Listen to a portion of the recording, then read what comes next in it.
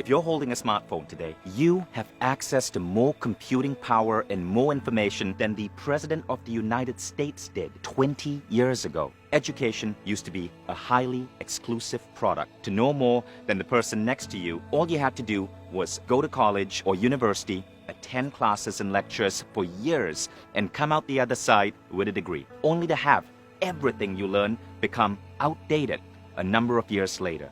That's not the case anymore.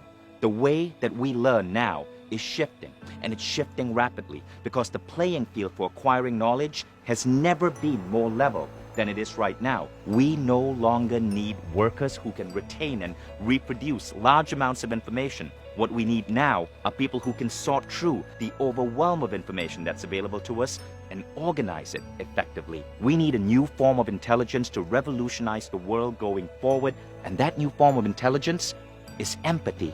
Now, when we think of empathy, we immediately think of relationships, what it feels like to sit down in front of a spouse or a friend who understands us and have them validate our point of view, what it's like to feel the pain of somebody else and take time to understand where they are coming from. What we don't think about when we think about empathy is a transformational learning tool that can alter the way we see and approach the world. But we should, because the problem with the surplus of information that's available to us is that it mostly serves to solve small-scale problems that are directly in front of us. If your phone breaks down, you can Google how to fix it. If you need a dry cleaner, you can Google where to find one. If you want to hear the thoughts from any expert or academic, you're going to find a large library of their work uploaded to YouTube. You can find anything you're looking for online at the drop of a hat. But selectively accessing information also keeps our worldviews small. It keeps us rooted in a singular way of understanding how the world around us operates and blinds us from the nuances that make up the greatest problems we are facing as a society.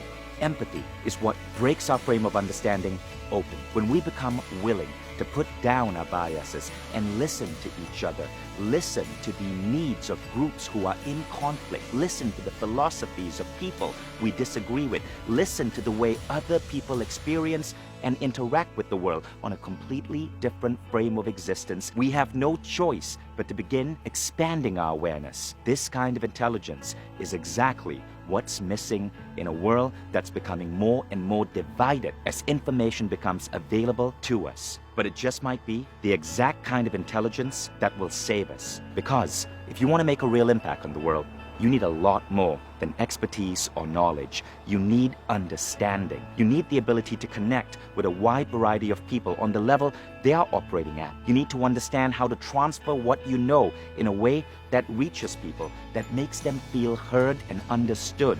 It's easy to make a good impression on people who already believe what you're saying. It's easy to rally up crowds who are already passionate. What's difficult is getting down to the heart of a complex issue. What's difficult is getting two opposing groups of people to understand where the other's coming from. What's difficult is expanding your own point of view past what you want to believe and into the territory of what's real for other people.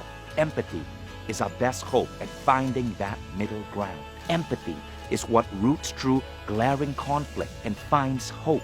Empathy is what we ought to be searching for in our thought leaders, our world leaders, ourselves. Because none of us have time to access every piece of information that's available to us all.